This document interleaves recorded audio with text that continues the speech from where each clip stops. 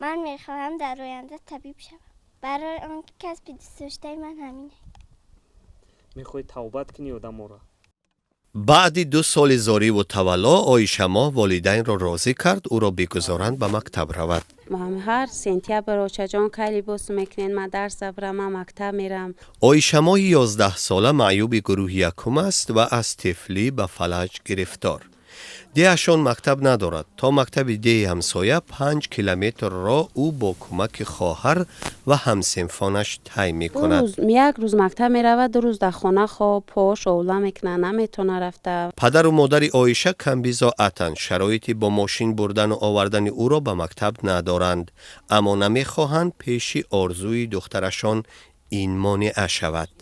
خیر به خاطری که یک معلومات بگیرم برای خودشون که عذاب نکشم فردا. آیشما به قول استادش شاگرد زیرک و داناست. هفته 3 یا 4 روز به درس می آید. درس‌هایی را که غایب بوده است از خواهرش که همسنفش است میگیرد.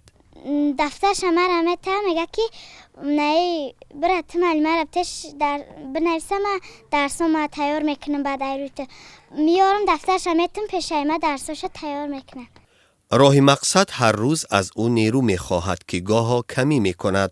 این نیروی کم به خاطر هدفی بزرگ است.